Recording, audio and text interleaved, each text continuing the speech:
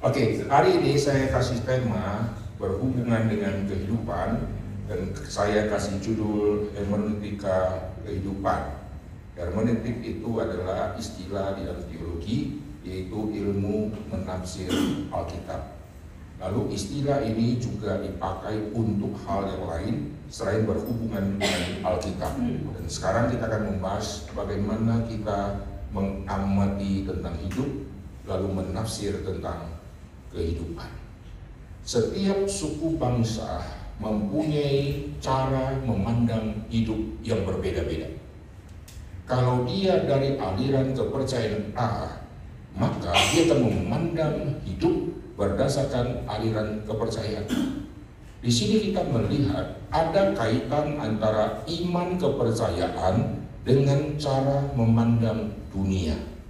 Kalau mereka memakai kacamata memandang ilahnya, lalu ilahnya yang seperti apa, maka akan mempengaruhi bagaimana mereka menafsir alam. Kalau ilahnya adalah ilah yang menempati alam, maka nanti mereka menafsir alam, semua yang ada di alam ada dewanya. Pohon ada dewanya, binatang ada dewanya. Karena mengerti tentang Tuhannya atau ilahnya, yang punya konsep dari dia adalah dewanya ada di dalam dunia dan tinggal di dalam dunia dan dia ada di dalam dunia ciptaan. Maka nanti manusia menyembah batu dan yang lain-lain. Lalu manusia mulai mengartikan arti kehidupan, mereka harus menghormati dewanya, maka mereka akan sesajen pergi ke tempat yang jauh, akan pamitan sama batu yang besar, minta izin sama pohon, lewat sungai, pamitan izin karena ini sudah di luar teritori, saya mau lewat ke seberang, bolehkah saya numpang injak sungainya? Mohon dewa jangan marah ya. Lalu dia injak, lalu dia seberang. Lalu kalau dia sudah sampai ke satu daerah lain, dia pamitan dulu, permisi semua penunggu-penunggu di tempat ini, saya numpang lewat ya, saya tidak mengganggu, saya hanya nebeng lewat. Dia akan menafsir semua yang terjadi di alam berdasarkan iman kepercayaan dia. Kalau dia lihat ada hujan yang begitu lebat dan tidak henti-henti, nanti dia akan tafsir. Kenapa hujan? Apakah kesedihan dewa lalu menimbulkan hujan yang begitu lebat, atau ada apa ini? Kalau ada petir, wah dewaku lagi marah. Lalu kalau misalnya gelap yang sangat gelap, berarti ada sesuatu yang mau dikoneksikan dengan saya. Lalu manusia mulai menafsir semua fenomena alam. Kalau lihat ada badai, dia tafsir. Lihat ada ombak, dia tafsir. Lihat ada gunung berapi, dia tafsir. Semua dia tafsir.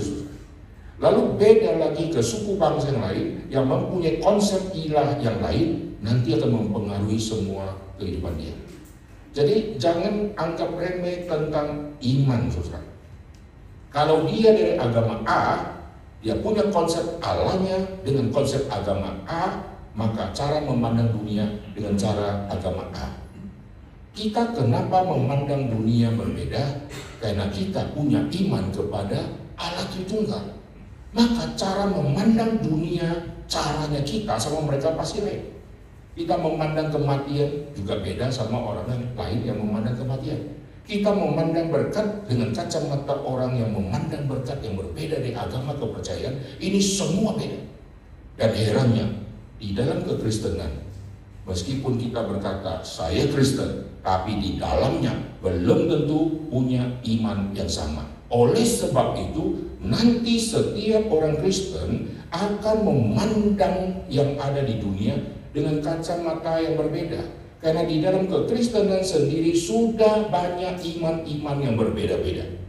Ada iman yang palsu, ada iman kepada Yesus, tapi ada plus yang lain. Lalu ada iman bukan kepada Yesus, tetapi kepada mujizatnya Yesus. Maka nanti dia akan memandang sakit penyakit berdasarkan iman dia. Dulu saya ada di satu rumah, waktu itu di Hong Kong. Saya tidur di satu kamar, dan kamar itu adalah kamar anaknya. Dan saya kaget di lemari ada satu tempelan, dan itu menarik saya karena tempelan itu adalah cek asli. Cek asli kok ditempel di situ. Lalu ada tulisannya. Dan saya kaget, cek itu ditulis oleh Tuhan Yesus. Jadi Tuhan Yesus menulis cek itu, padahal pasti pakai tangan dia kan. Dia yang tulis sendiri tapi atas nama Tuhan Yesus. Lalu kirim berapa US dollar ke rekening dia dan dia tempel di situ. Itu menjadi iman dia. Artinya apa? Dia ingin Yesus memberikan berkat dengan jumlah uang seperti itu masuk ke rekening dia. Dan dia tempel cek itu di lemarinya. Dan saya percaya sampai kiamat tidak pernah ada orang transfer seperti itu. Itu cek kosong, saudara ya. Tetapi kenapa bisa tempel? Dari bisa tempel, kenapa bisa mewakili Tuhan Yesus menulis? Ini semua berpengaruh dari iman, saudara. Dulu di Sumatera Utara, saya bawa tim kita mendoakan orang di rumah sakit. Ada ibu-ibu berdiri di depan kamar rumah sakit. Lalu dia melihat siapa yang datang yang mendoakan. Lalu pas kami lewat, dia panggil. Kalian mendoakan orang ya? Oh iya, sini, masuk. Silakan doakan suami saya yang sedang sakit. Dan sebelum kami doakan, dia mulai doa dulu.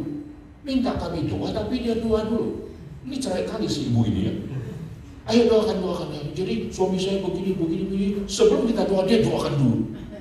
Dan kalimat doa dia, itulah iman dia. Apa yang dia doakan? Tuhan pencipta langit dan bumi, hamba-Mu berdoa biar Tuhan menggantikan spare part di tubuh dia. Oh ini toko spare part ya dulu ya. Spare part paru-paru yang sudah rusak. Tidak ada yang mustahil bagi Tuhan. Tuhan bisa kirim spare part dari surga. Jantung. Jadi dia punya konsep apa?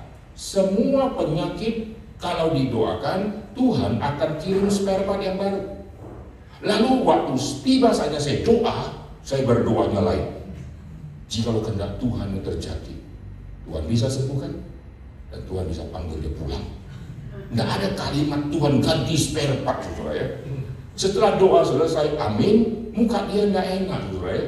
Karena yang dia harapin doa saya mirip seperti dia. Jadi waktu dia memimpin doa, dia kasih contoh doa yang benar menurut dia sebetulnya ya. Supaya nanti saya aminkan dan saya tiru doa dia. Tapi doa saya lain. Jika Tuhan berkehendak, kalau Tuhan mau sembuhkan bisa.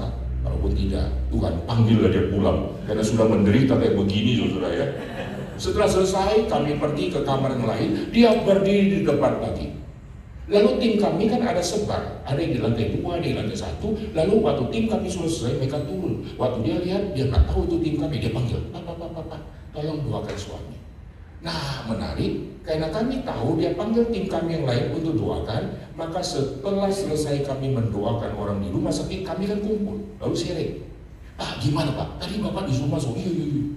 Saya waktu disuruh masuk, dia doa spare part itu. Lalu orang yang kali kedua dipanggil juga sama. Jadi bapak-bapak dipanggil masuk itu tim kami. Dia bilang setelah saya masuk, saya juga bingung. Suruh kami doakan, tapi dia doa duluan. Apa isi doanya? Tuhan ganti spare part. Jadi doa dia muter-muter, Tuhan ganti spare part. Kalau Tuhan tidak sembuhkan, kalau Tuhan tidak jawab, berarti ini bertentangan dengan iman dia. Karena Tuhan Maha Kuasa, kenapa tidak lakukan hal ini? Dulu saya pimpin kebaktian perkampungan di satu rumah.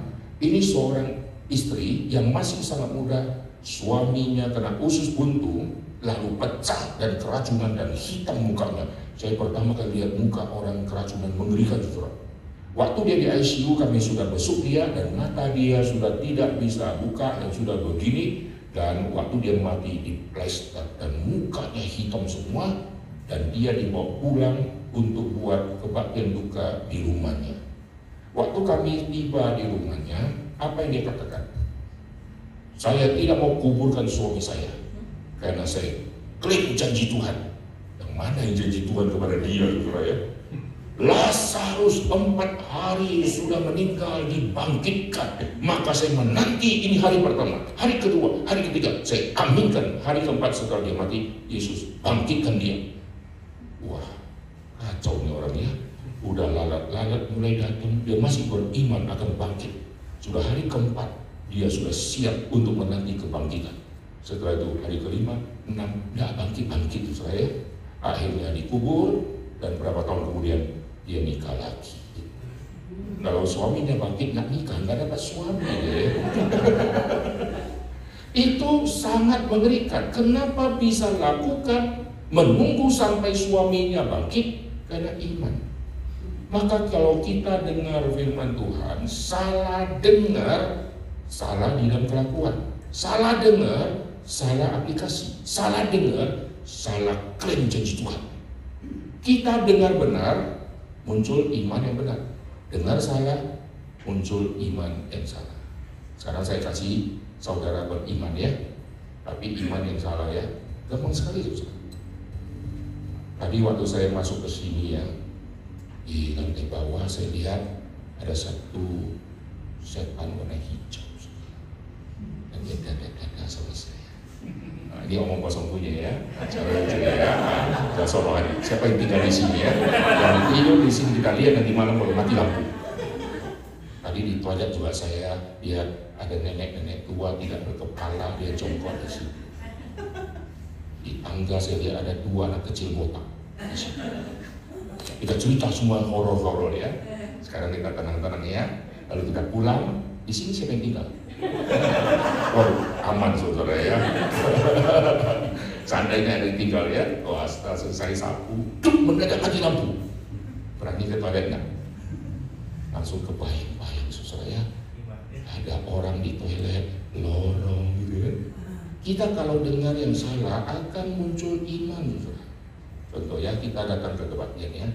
Misalnya kita bisik-bisik, itu yang datang itu ya, itu sebetulnya itu mantan pembunuh, hati-hati dompet. Setelah kita gosipin seperti itu, coba suruh orang ini duduk di samping yang kita gosipin. Kira-kira waktu dia doa dia sampai pegang dompet. Langsung pengaruh saudara. Maka kalau kita gosip, meskipun gosip akan menimbulkan iman. Iman dari pendengaran. Semua yang kita dengar, termasuk yang salah, akan menghasilkan iman. Iman jadi ngaco. Maka Alkitab katakan iman timbul dari pendengaran, dan pendengaran akan firman Kristus. Barulah fondasi iman yang benar. Kalau tidak, salah tafsir semua. Kenapa ada orang yang kena penyakit, kok dia rasa tenang-tenang? Hebat sekali nih orang punya iman. Kenapa ada orang yang baru kanker stadium 1 sudah kayak gempa bumi hidupnya, yang sudah divonis tidak lama lagi akan mati, senyum-senyum? Kok bisa ya? Apa yang membuat orang itu menafsir penyakit dia sama orang lain kok berbeda? Semua ini adalah iman. Amin. Di dalam kitab suci dan kitab Roma, Abraham sudah tua dan dia pasti tubuh pasti lemah, tapi imannya tidak lemah. Wah, ini kalimat menarik saudara. Tubuh pasti lemah. Omong kosong kalau kita berkata, enggak, semua organ saya kayak anak 17 tahun. Nggak mungkin saudara. Kita jalan naik tangga saja 4 lantai sudah kayak mau ketemu Tuhan itu. Pasti sudah lain. Kita punya on the deal ini sudah terlalu sering dipakai, pasti sudah suap-suapunya. Tetapi iman makin sering dipakai, makin kuat dia. Heran. Tubuh kita kalau makin dipakai memang makin sehat. Orang yang dulu dari muda sudah pakai tubuhnya giat, akhirnya waktu umur 80 masih sehat ya. Coba ini, dari muda malas-malas, akhirnya umur 40 kena angin puting beliung, angin masih jauh, dia sudah terpelanting jauh saudara ya, sudah flu-nya nggak henti-henti saudara ya, karena kurang ada semacam tantangan di dalam hidupnya. Kalau dia makin banyak pakai organ tubuhnya, maka makin sehat, ototnya makin kuat. Tapi semua yang kuat itu harus lemah karena umur. Umur akan melemahkan siapa saja, tetapi umur tidak akan melemahkan iman. Amin. Iman ini sesuatu yang sangat misteri, dan iman adalah dasar pengharapan yang luar biasa meskipun tidak melihat. Bayangkan orang yang sakit, yang sudah sekarat, dia bisa tersenyum. Apa yang membuat dia tersenyum? Karena iman melihat ke depan kepada janji Tuhan tentang keselamatan yang dia miliki dan hidup kekal yang dia akan terima. Padahal tidak pernah dia masuk surga, betul nggak?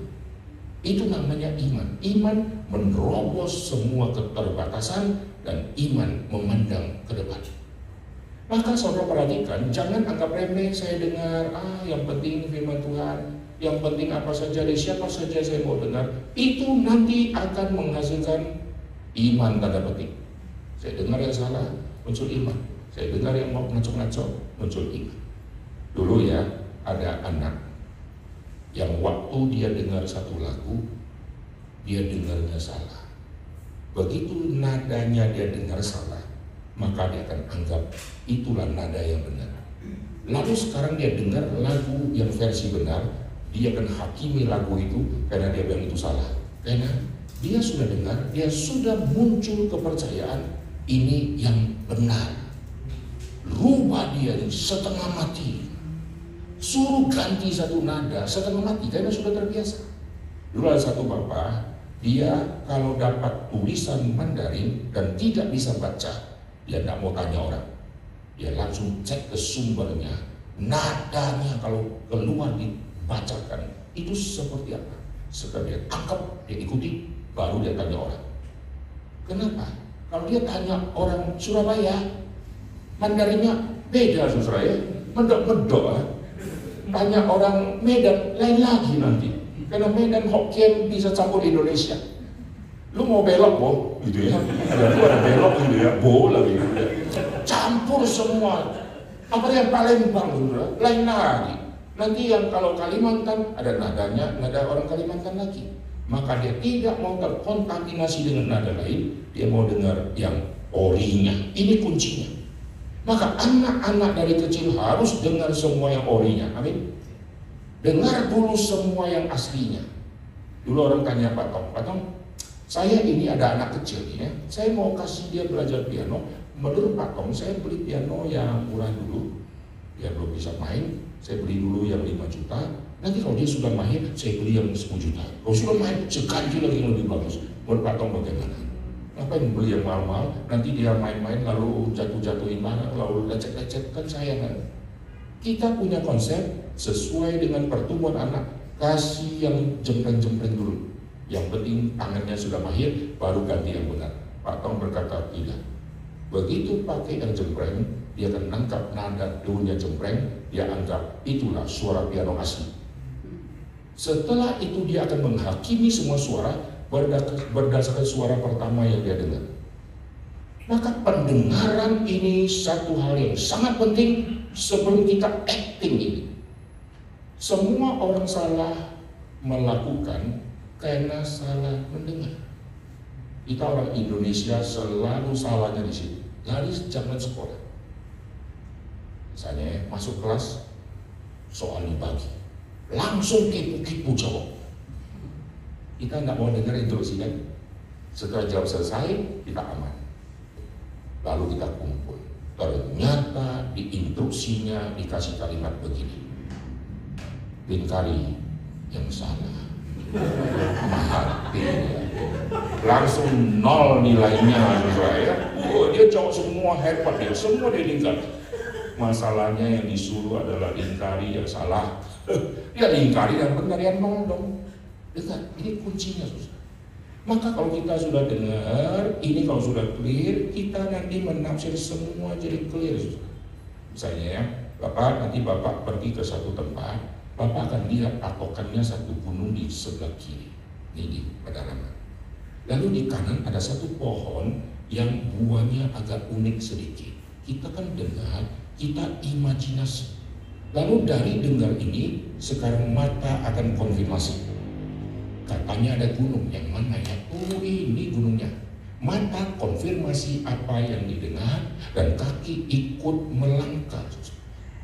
Bayangkan kalau ini tidak ada, cara berangkat, mau kemana juga? Mau kemana? Ia nggak tahu, nggak ada yang suruh, saya bingung mau kemana, nggak ada instruksi masuk ke sini. Tadi anak kecil ini harus dikasih piano yang terbaik, maka waktu dia mainkan satu nada do, dia langsung dengar ini suara ori.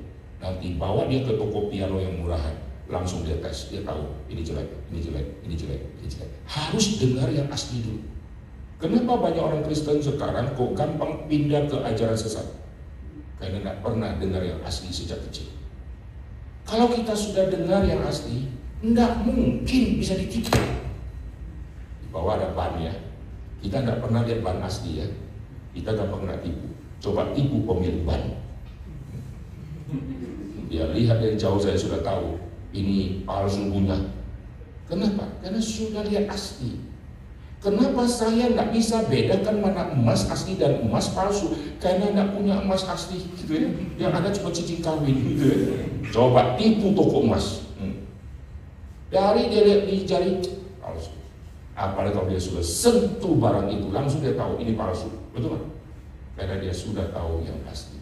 Kita kalau sudah tahu firman Tuhan yang asli, kita akan menilai yang palsu, termasuk menafsir dunia ini palsu. Menafsir hidup ini palsu karena tidak berdasarkan prinsip firman. Telinga ini sangat unik dan orang Yahudi sangat memahami konsep tentang mendengar. Maka Shema Israel dimulai dari kata dengarlah hai Israel. Kenapa dengar? Saya pernah khotbahkan tentang bayi. Bayi sebelum lahir dia di dalam kandungan. Semua organ tubuh dia yang sudah terbentuk, ada kaki lah, ada jari lah, lalu ada tangan, ada muka, ada mata yang tertutup, ada rambut sudah mulai muncul semua. Organ apa yang bisa terobos keluar? Organ apa yang bisa akses keluar? Itulah telinga.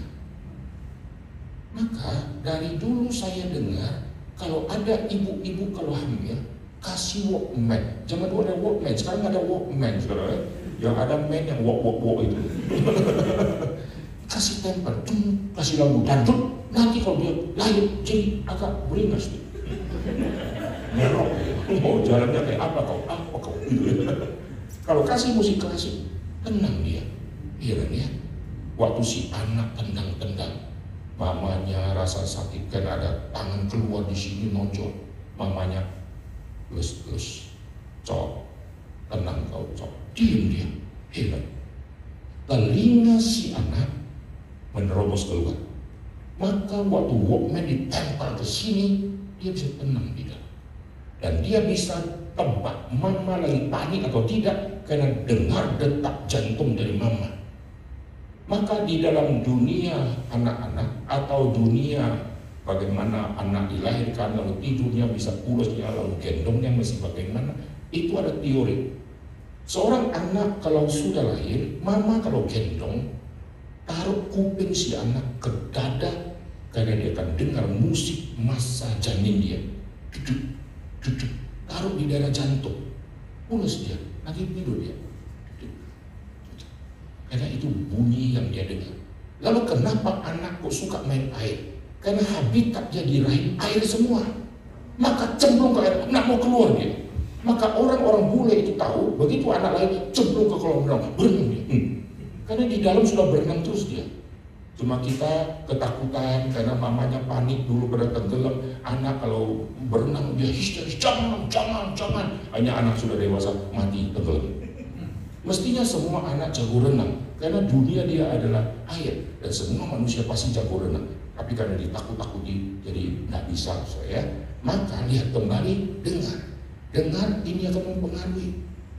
Nanti setelah dia dengar, waktu telinga sudah mendengar, mama ngomong apa, waktu mata bisa lihat dengan jelas, dia perhatikan mulut mama waktu buka. Nanti dia tiru cara ngomong. Anak belajar dari dengar dan dia tiru. Kalau dia dengar mamanya orang Jepang, nanti nadanya Jepang dia. Kalau mamanya Jawa, nadanya Jawa. Dan mulut dia bagaimana buka tutup, dia tiru karena mata sudah melihat. Nanti mama panggil dia, sini kau nak. Dia dengar sini berarti harus bergerak. Bergerak berarti saya maju. Barulah perbuatan dia akan melangkah sesuai dengan apa yang dia dengar. Nah, nanti mama kasih tahu, ini mama. Nah, di sini sudah belajar untuk mengenal siapa identitas mama. Ini mama, ini papa, ini mama, ini papa, ini mama, ini papa. Terus ulang-ulang sampai ribuan kali. Dengar saya juga males saudara ya. Mama sering krisis identitas. Terus berkata kepada mama. Takut anak tidak panggil dia mama. Anak coba ya, sampai anak bisa sebut mama. Mama sudah perkenalkan dirinya, mama sudah berapa ribu kali itu. Mama krisis identitas. Maka kali pertama anak bilang, mama dia cacat 1 Januari tahun ini. Bangga dia. Tapi dia sudah invest berapa ribu kali, mama itu. Dan anak akan tiru. Nanti anak akan berkata-kata, dia mulai membentuk kata-kata yang sempurna, lalu menjadi kata-kata yang dimengerti, dan kita bisa komunikasi dan bisa menggerakkan dia, dan dia akan mulai menafsir. Waktu dia menafsir, dia percaya kalimat dari mama. Mama bilang, ini api ya. Apa itu api, ma? Api ini bahaya. Apa itu bahaya, ma? Makin jauh makin pusing, saudara. Kau nanti mati. Apa itu mati, ma? Dia tanya melulu. Nanti setelah dia tanya, baru dia mengerti, oh api ini bahaya. Karena dapat sumber dari mama. Mama tidak mungkin bohongin anak. Kalau mama yang suka bohongin anak, anak besar dari pengetahuan dia yang dibohongi. Nanti dia bohongi adiknya lagi, karena dia kira itulah kebenaran. Nah, kita di dalam dunia ini sudah dibentuk oleh semua didikan dari mama. Kalau mamanya orang beriman, maka nanti kita dewasa, kita akan melihat dunia dengan iman yang kita miliki. Tapi bayangkan kalau mama bukan orang beriman, kita memandang dunia seperti tersesat di dalam dunia yang kita tidak mengerti apa-apa. Maka orang tua turunkan iman kepada anak ini sangat-sangat penting. Okay? Maka di gereja ada sekolah minggu. Didik. Kenapa tidak mulai dari remaja? Kenapa di sekolah minggu? Karena semua orisinil cerita firman dia dapatnya di sekolah minggu. Nah, cilakanya guru sekolah minggu seringkali sampaikan suka-suka. Hari ini saya mau sampaikan Musa. Lalu cari alat peraga di ruang sekolah minggu, ketemu satu ape-ape pegang tongkat. Anak-anak, hari ini ibu akan bicara tentang Musa, dia tempel panel Musa. Anak-anak lihat, Musa, oke gitu Musa. Ya. Minggu depan, guru sekolah minggu yang lain cerita Abraham. Dia cari panel, ketemu ape-ape lagi. Orang yang sama. Anak-anak hari ini bakal akan cerita tentang Musa. Ya, Musa sudah ini, Abraham dia tempel. Anak bilang, oh Musa dan Abraham sama. Bulan depan cerita Daud sama lagi, ape-ape lagi punya tongkat juga ya. Anak-anak bingung. Akhirnya anak-anak dengar firman Tuhan dengan tempel-tempelan yang seperti itu, anak-anak mulai berimajinasi dan mulai dia menafsir. Dan kalau kita salah sampaikan, maka muncullah iman yang salah. Dan kalau kita sudah dengarkan dia ngomong yang salah, kita tidak koreksi, maka dia pegang itu selamanya. Anak saya pulang sekolah minggu dulu waktu dia masih kecil, saya tanya, Lause sekolah minggu cerita apa? Yesus manjat pohon. Di mana Yesus manjat pohon? Itu Sakius. Tapi setelah dengar kesimpulannya Yesus manjat pohon, kok kacau sekali ya? Saya waktu ngajar katekisasi, saya bahas cerita Kain sama Habel. Panjang lebar cerita itu, lalu Kain membunuh Habel. Setelah selesai katekisasi, lalu kita kan akhir ada ujian kan, saya kumpulkan mereka punya catatan. Saya kaget waktu baca, Habel membunuh Kain. Wah, dari mana nih Habel membunuh Kain? Bisa lain tuh saudara ya. Maka jangan kira kalau saya sudah katakan yang benar, orang yang dengar akan nangkap yang benar. Belum tentu. Kalau sudah ngomong yang benar saja, dia belum tentu nangkap yang benar, apalagi kita ngomong yang ngaco saudara. Cilakanya kita ngomong yang ngaco, dia tangkap betul semua. Wih, tidak ada yang lolos kalau cilakan, ya. Kita ngomong yang benar, yang lolos 50%. Kita ngomong yang salah, 100% dia tangkap semua. Aduh, celaka, ya. Nah, sekarang kalau iman ini kita sudah pikirkan baik-baik, nggak boleh salah, nanti beresin dia tidak sulit. Bagaimana kita menghadapi anak kita setelah lahir mati? Wah, histeris. Kalau tidak ada iman, maka ngamuk-ngamuk. Tuhan mempermainkan saya. Kalau betul Tuhan tidak mau saya punya anak, mengapa kasih saya susah-susah sakit bersalin? Tuhan kejar. Lalu apa lagi? Ayo ungkapkan emosi kalian. Kalau dapat anak lalu mati, coba.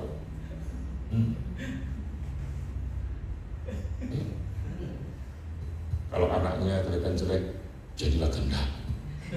Tapi anak itu cakep, ganteng gitu ya, bagusnya luar biasa, lalu mati. Kira-kira kita ngomongnya apa? Terima kasih Tuhan, ambil juga lah suamiku supaya saya nikah lagi gitu. Waktu kita melihat ada anak yang dikasih lalu tidak seperti yang kita harapkan, maka kita mulai marah karena iman kita bertentangan sama realita. Ku imani anak ini akan baik-baik. Aku sudah rencanakan nanti dia SD di mana, SMP di mana. Saya sudah merencanakan dia kemana, bahkan kuliah, bahkan jauh-jauh sampai nikah sama siapa, nanti tinggal di mana itu. Tahun cepet dia pikirkan. Waktu lahir 3 bulan kemudian mati. Waktu mati dia mulai ngamuk kepada Tuhan karena iman yang dia percaya itu beda sama realita. Jikalau iman kita benar di hadapan Tuhan, maka kita dari kacamata Tuhan memandang semua, apapun yang terjadi kita tenang saja. Contoh, bagaimana saya menafsir tentang anak? Di dalam kekristenan kita mengerti anak bukan punya saya. Tidak ada andil saya untuk menghasilkan satu manusia yang baru. Dulu di satu pegunungan, waktu saya tinggal di satu kamar, saya lihat di depan ada orang semedi. Lalu saya buka pintu, saya samperin dia, ajak dia ngomong, saya tanya dia, Bapak di sini suka semedi ya? Iya, saya semedi. Lalu Bapak semedi sama siapa? Saya sama itu penghulu di gunung sana. Lalu, saya penasaran ya. Lalu saya deketin dia, ajak dia bicara. Lalu saya mulai tanya, Pak, manusia ini dari mana ya Pak? Kalau mau tahu dia jawab, manusia dari air. Oke. Kalau kuda Pak, itu kan banyak kuda Pak. Kuda dari mana Pak? Kuda dari air. Saya mulai penasaran ya. Air apa maksudnya? Saudara nangkap Pak? Manusia dari air. Airnya si suami sama airnya laki-laki yang wanita bergabung maka lahir manusia. Dia memikirkan sederhana sekali. Dari mana? Dari air. Sekarang logika dia kita pakai. Mungkinkah manusia keluar dari air campur air? Bisa nggak? Coba ambil air mana saja, coba campur-campur sih, jadikan manusia. Nggak bisa. Lalu setelah ini punyaku, ini punyaku, ini punyaku. Bukan punya kita. Sekarang kita pegang jam, kita pakai jam. Kita bilang punyaku karena kita beli. Tapi aslinya bukan punya kita. Kita nggak pernah buat, betul nggak? Semua ini bahan bakunya dari Tuhan. Manusia hanya ambil gabung-gabung sini, lalu diselidiki, lalu dibentuk, lalu jadi. Maka kita pakai, kita bilang punyaku, punyaku. Anak bukan punya kita. Kita malah heran, kok bisa lahir yang mirip sama mamanya, karakter jahatnya juga mirip, kita juga heran, saudara. Kalau punya kita cetak yang sempurna, betul nggak? Masalahnya kita nggak bisa cetak anak itu sempurna, betul nggak? Kalau sudah tidak bisa cetak, berarti bukan punyaku. Sekarang bagaimana kita mengerti? Kalau anak ini Tuhan kasih dia kehidupanku, berarti Tuhan percayakan saya mewakili Tuhan, mendidik dia sampai dia mengenal Tuhan. Jadi prinsip di dalam Alkitab ada yang disebut penyerahan anak. Itu yang mereka pakai di dalam konteksnya Hana menyerahkan si Samuel itu. Kalimat dari Hana, kalau nanti saya dapat anak laki-laki, maka aku akan kasih untuk Tuhan pakai. Kalimat ini banyak kita dengar di kalimat wanita-wanita. Tuhan, saya belum punya pacar. Kalau saya sudah punya, saya akan rajin melayani. Omong kosong itu ya. Lalu kalau sudah dapat, Tuhan, kami sudah pacaran sekian lama, kami akan menikah. Tuhan, biar Tuhan yang memimpin keluarga baru ini akan dibentuk. Lalu sekarang setelah nikah, Tuhan, kami pengen punya anak. Kami janji Tuhan, kalau dapat anak laki-laki, kami juga akan melayani Tuhan. Dapat anak perempuan, juga akan melayani Tuhan. Gitu ya. Setelah dapat satu, Tuhan terima kasih, berkat Tuhan besar. Minta satu lagi ya Tuhan, gitu ya. Lalu dapat 2. Setelah dapat anak, makin rajin melayani ya. Ayo jujur. Mulai sibuk, tidak ke gereja, gitu kan. Lalu PA nggak ikut, pemasukan tidak ikut. Alasannya apa? Saya kan harus jadi berkat di keluarga. Kalau saya pergi pelayanan, anak saya bajingan bagaimana? Memalukan nama Tuhan. Kan kita harus menjadi berkat di Yerusalem dulu kan. Nanti mau ke ujung bumi, di keluarga dulu. Sekarang beresin keluarga. Kalau keluarganya sampai mati nggak beres, berarti nggak pernah jadi berkat bagi orang lain. Bahaya ya saudara. Jadi banyak orang janji-janji palsu, setelah Tuhan kasih berkat, Tuhan puji. Ternyata apa yang dikatakan semua tidak dikerjakan. Tapi Hana kerjakan hal itu dan dia serahkan Samuel. Sekarang Samuel milik siapa? Secara logika miliknya dia dong. Dia yang doa loh, doa dia manjur dijawab. Lalu Tuhan kasih, pakai rahim dia, punya dia dong. Tapi dia mengerti, ini anak bukan punya saya. Meskipun saya yang doa, meskipun saya melahirkan dia, tapi ini anak akan dipakai oleh Tuhan. Maka tugas dia ini sangat berat. Karena dia tahu Imam Eli tidak beres, dia tahu keluarga Imam Eli tidak beres, maka dia harus tanamkan fondasi yang kuat kepada Samuel. Jangan sampai serahkan ke orang jahat, akhirnya jadi jahat. Maka apa yang dia lakukan? Nah, saya amati di dalam kitab suci ada dua keluarga yang luar biasa, menjadi contoh yang luar biasa, yang kalau kita baca sekilas kita tidak akan memahami hal itu. Keluarga yang pertama, keluarga siapa? Itulah keluarga Musa. Musa dibesarkan oleh Yokebed. Yokebed ini dilahirkan di Mesir. Mama Musa ini Yokebed. Lalu lahir di Mesir, berarti SD-nya SD yang ada di Mesir. SMP juga di Mesir, kalau pakai konteks sekarang. SMA, SMK juga di Mesir. Ngeles pun di tanah Mesir. Lalu semua dewa Mesir dia sudah tahu, karena setiap hari lihat dewa-dewa di situ. Dan dia hidup udara Mesir sejak dia lahir. Orang kayak begini pasti terkontaminasi ilah-ilah. Lalu bagaimana orang ini bisa didik si Musa? Luar biasa. Ternyata dari cara dia mendidik Musa dan melihat bagaimana Musa nanti dipakai Tuhan, kita mengerti Yokebed meskipun di Mesir, iman dia luar biasa. Dari mana kita tahu? Lihat, Musa waktu sangat kecil dia dihanyutkan, lalu dia nanti berpisah sama semua keluarga karena dia akan dibesarkan oleh putri Firaun. Maka dia akan masuk pendidikan semua dunia ilah. Nggak ada guru agama Kristen di situ. Nggak ada satu chapel ke Kristen, nggak ada. Dan pendeta yang di sana kabarkan Injil, nggak ada. Semua ahli-ahli sihir dan imam-imam itu pekerja-pekerja bakti di kuil-kuil, lalu dewa-dewa terpampang di mana-mana. Lalu Musa dididik di situ. Sekarang, kalau dari kecil sudah dididik dunia ilah, tidak ada agama Kristen, dari mana Musa waktu umur 40 tahun, kok dia tahu dia harus memimpin bangsa Israel, tapi dia pakai cara dia bunuh orang Mesir. Dari mana dia tahu? Dari mana dia punya hati tidak di istana, tapi hati dia ada di Goshen. Hati dia ada di Israel, tidak di Mesir. Padahal kalau dia tetap di Mesir, dia menjadi orang yang top di situ, posisi sangat tinggi. Kenapa dia mau tinggalkan itu? Di dalam Kisah Rasul dikatakan, karena demi Kristus. Wah, dia punya iman yang luar biasa. Dari mana dia dapat iman? Siapa yang ajarin dia? Maka muncul tanda tanya ya, nanti saya kasih jawabannya. Sekarang orang kedua, ini Hana yang membesarkan Samuel. Samuel sejak cerai susu sudah pindah dan sudah dibesarkan Eli, dan anak-anak yang tidak beres menjadi kawannya dia. Dan waktu si Samuel sudah dipakai Tuhan dan sampai dia tua, dia tidak terkontaminasi. Dan dia satu-satunya yang pernah berkata, "Hai orang Israel, sekarang buatlah kalimat dan kesaksian menantang aku, tunjukkan lembu siapakah yang pernah aku ambil.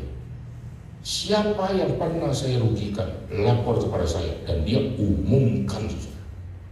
Pendeta zaman sekarang berani ngomong begitu? Semua jemaat-jemaat di pos PI sana, pos PI sana, selama saya menjadi pendeta, adakah yang pernah saya ambil dari kalian dan belum dibalikin? Semua lapor. Ada 2 piring belum dibalikin, 3 sendok nggak dibalikin, pinjam motor nggak pernah diisi bensin, gitu kan? Keluar semua.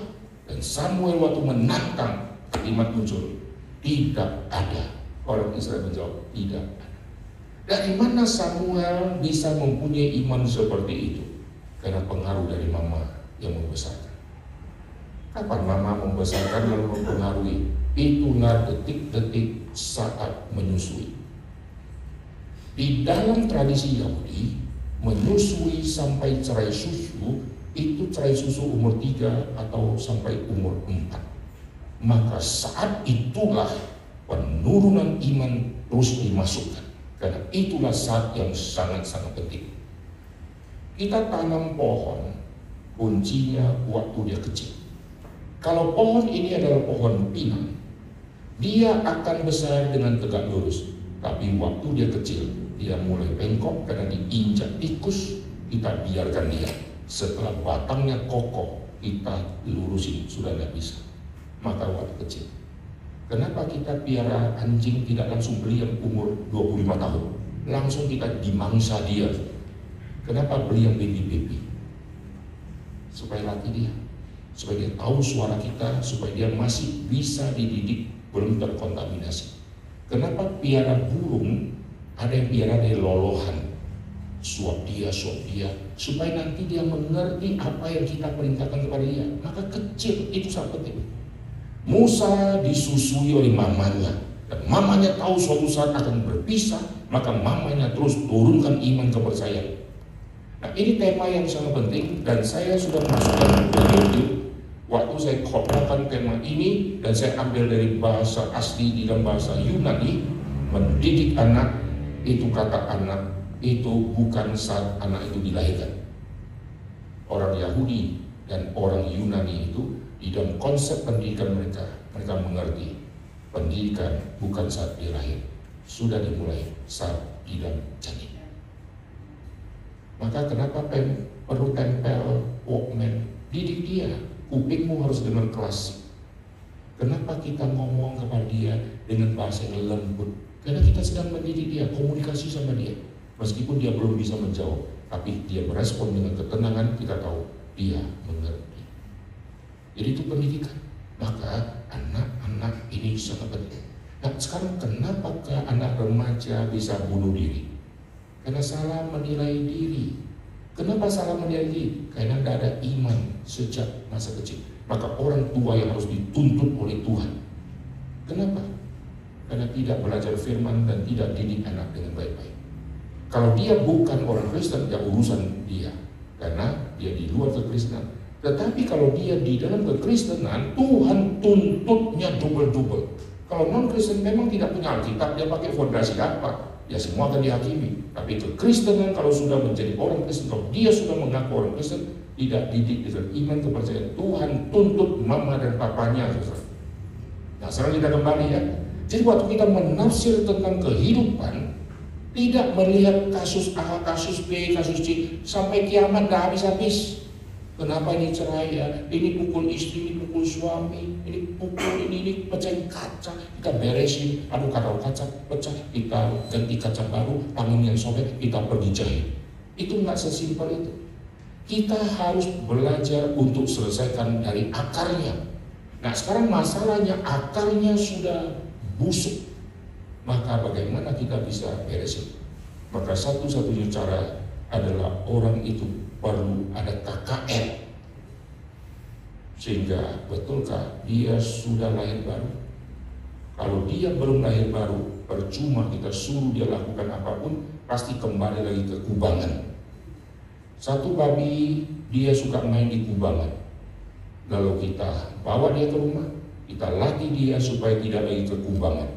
Dia dikasih baju, lalu dikasih mandi yang baik-baik, lalu suatu saat kita bawa dia ke hutan, dia kembali lagi ke kubangan. Karena memang mentalnya babi, mentalnya sapi. Nah kalau seseorang, kalau dia belum lahir baru, pasti kembali ke dunia gelap, pasti kembali ke masa lalu dia. Maka perlu ada pembawa iman di setiap gereja Tuhan, termasuk yang dewasa sampai ke kanak-kanak.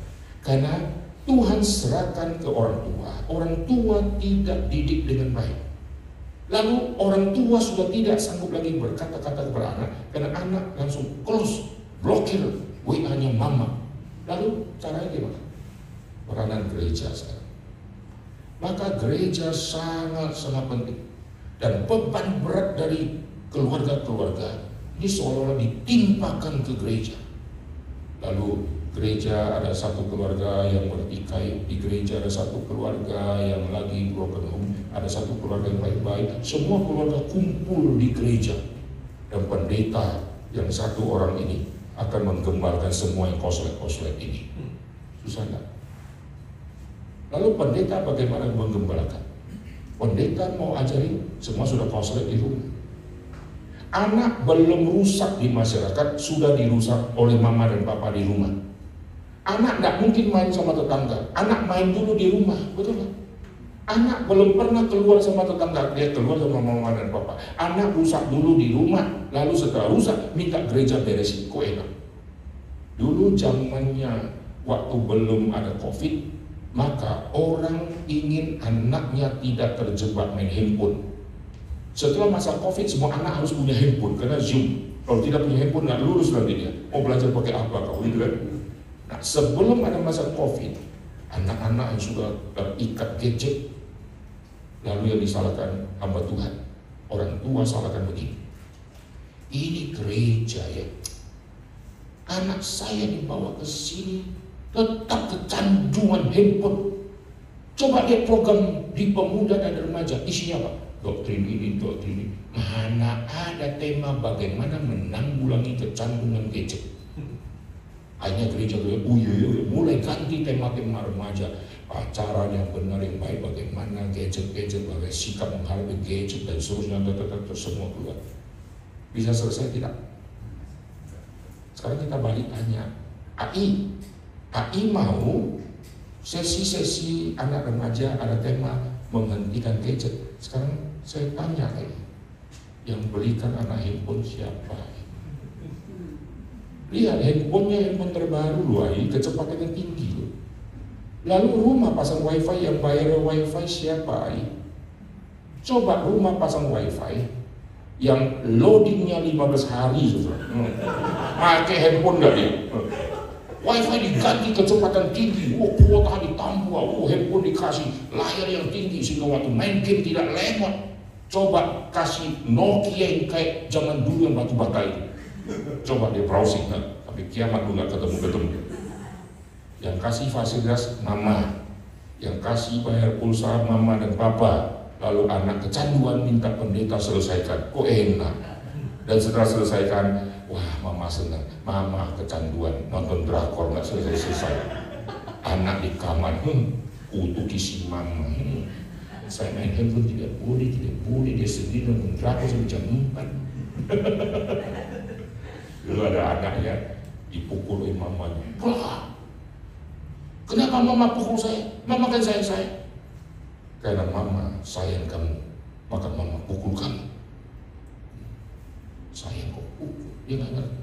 Dia nakal lagi, dipukul lagi sama mamanya. Kenapa mama pukul? Karena mama sayang. Dia marah. Akhirnya dia mengerti. Ma, sekarang saya mengerti, Ma. Nanti kalau saya besar, saya akan sayang mama. Nanti kalau saya besar, gua hajar. Saya akan sayang mama. Jangan sayang saya. Jangan sayang saya kalau kamu udah besar. Keluarga tidak jadi contoh, mau harapkan anak jadi contoh. Keluarga menilai uang, mama papa selalu bicara tentang omset kekayaan, lalu harap si anak bisa pikul salib. Nggak mungkin loh saudara. Kalau mama dan papa setiap hari bicara menu makanan, lalu suruh anak berpuasa, nggak bisa loh saudara ya. Mama bicara capcay, puyung, hai, itu bakute. Anak disuruh, kau tidak boleh makan daging sembarangan, kau harus makan sayur, nasi ditakar. Lalu mama bicara tentang ini, kemarin kita makan pesta di mana, babi guling dan yang lain-lain. Jadi keluarga ini sangat penting juga. Nah sekarang kita hadapi fakta, Kita dulu sudah didik anak, tidak benar. Kita dulu belum ikut sesi hari ini. Anak sudah terlanjur dibesarkan, udah koslet-koslet. Ya kita mohon anugerah Tuhan, kita hanya mohon belas kasihan Tuhan, bawa anak ini untuk dengar firman. Dan bawa anak ini untuk bersentuhan dengan firman, yaitu KKR. Kenapa perlu KKR? Ini sangat perlu. Banyak gereja sudah tidak ada KKR. Di satu tempat di Jawa Timur, waktu saya sampai ke situ kami buat KKR di gerejanya. Saya tidak sebut nama gerejanya. Setelah KKR selesai, lalu saya dibawa majelis di belakang, lalu ngobrol, makan sate. Majelis dan pendeta katakan saya begini, Pak, gereja kami gereja yang sangat tua di kota ini, sejak berdiri sampai hari ini tidak pernah ada KKR. Ini kali pertama Pak Aiter KKR di sini, dan mulai tahun ini kami akan buat program KKR untuk jemaat kami. Baru sadar. Ingat, Yesus berkata, pergilah kepada domba terhilang di Israel. Israel sudah ada Taurat, sudah dari kecil belajar Taurat, sudah dengar firman, sudah jago-jago, tapi domba terhilang. Gereja banyak kambing-kambing ini yang belum selamat. Dan gereja banyak sekali orang yang sudah domba, tapi domba yang masih kayak bayi. Maka ribut sedikit, dia bawa semua keluarganya, kokonya, cecenya, keponakannya, cucunya, sepupunya, semua pergi. 15 orang hilang dari gereja. Wah, pendeta kesulitan ya. Kalau 2 dinasti pergi, separuh gereja hilang. Dan 3 dinasti pergi, tutup. Kokonya, abangnya, adiknya, supirnya, AI-nya, pembantu semua pergi, move semua ya. Maka kesulitan hamba Tuhan, akhirnya khotbahnya dia rubah untuk menyenangkan semua supaya yang lain tidak pergi. Ini mengerikan ya. Nah ini fatal. Jadi hamba Tuhan sangat susah karena kita melayani semua yang sudah rusak. Gereja perlu ada kebangunan. Amin. Karena tidak ada solusi. Anak-anak kenapa sudah tidak menghargai firman? Karena anak-anak melihat mama papa tidak hargai firman. Anak tidak dibawa ke sekolah minggu. Lalu waktu orang ketemu mamanya tanya, Ai, kenapa anak tidak dibawa ke sekolah minggu? Anaknya ada di belakang. Mamanya jawab, iya, anak ini ada kurang sehat. Gitu ya. Dalam hati anak, bohong. Begitu ceritanya. Gitu ya. Lalu minggu depan tak ke sekolah minggu lagi. Lalu ditanya, kenapa tidak ke sekolah minggu? Iya nih saya sudah bangunkan dia, tapi dia nggak bangun-bangun. Dalam hati si anak ngomong kos. Mau tahu apa yang terjadi? Ternyata waktu mamanya bangunkan, mamanya masih pakai piyama. Dek, nah bangun nak, kita ke sekolah minggu ya. Wifi-nya masih ikat-ikat di rambut itu, ya gulung-gulung. Ayo, setengah jam lagi, tempatnya mau mulai, mata masih tutup, bangunkan anak. Anak buka mata lihat, nggak mungkin mama pergi. Karena mama punya wifi masih nempel semua tuh, gulungan rambut masih nempel semua, baju masih piyama, setengah jam lagi akan mulai, suruh kita berangkat, suruh mandi, nggak mungkin. Mamanya sering nggak mau pergi. Coba bayangkan kalau mama sudah pakai baju rapi, nah bangun, kita berangkat sekarang. Waduh celaka, mama sudah cepat, bangun nggak dia? Bangun dia. Apa kesalahan Lot? Lot berlambat-lambat. Dia berlambat-lambat. Banyak orang tua panggil anak dia berlambat-lambat. Nah, bangun. Ini tidur tadi. Ayah bangun. Mama tidak jadi contoh. Antusias ke gereja tidak muncul di mama dan papa. Nggak mungkin si anak akan antusias. Ini kesalahan yang sudah terjadi di semua gereja. Nanti anak akan menafsir.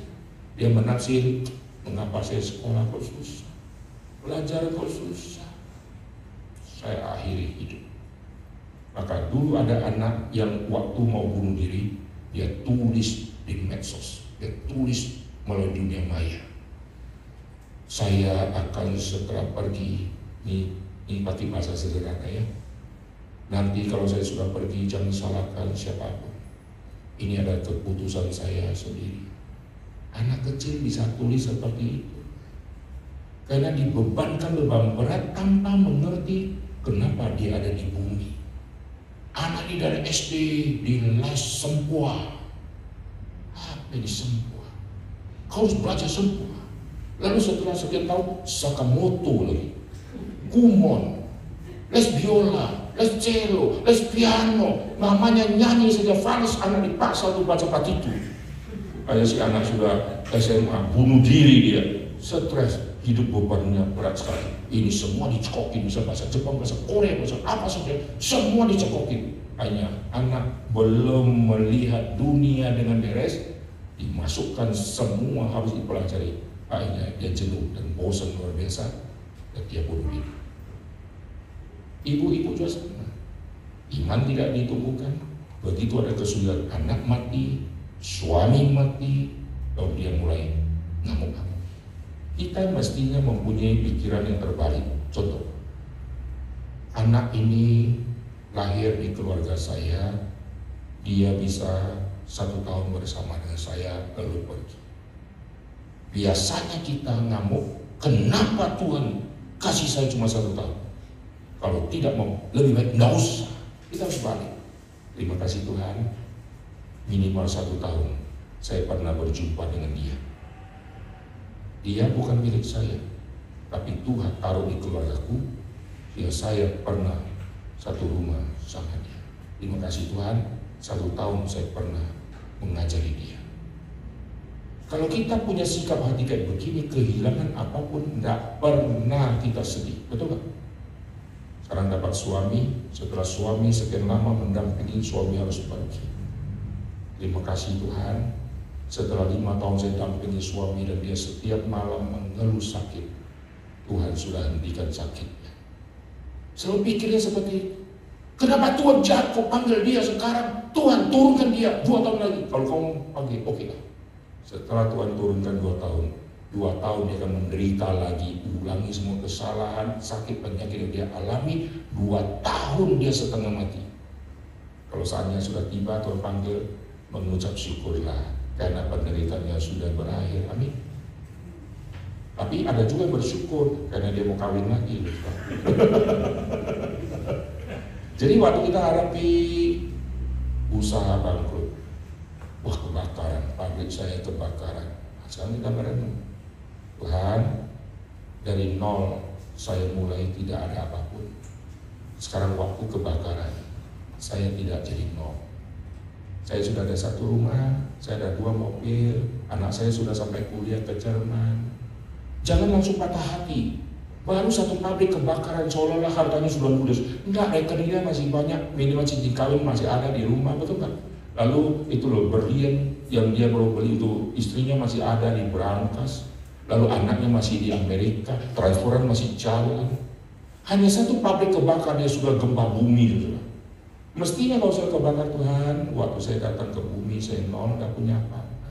Sekarang saya ada rumah, ada istri, dan saya ada tanah, dan saya masih ada rekening. Kalau 1 ini Tuhan izin kebakar, Tuhan kasih kekuatan untuk saya usaha lagi.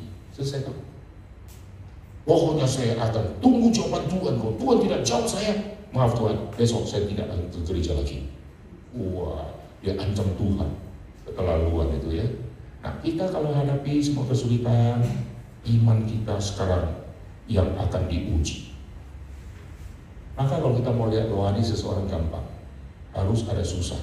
Begitu susah kita langsung baca iman orang ini seperti apa.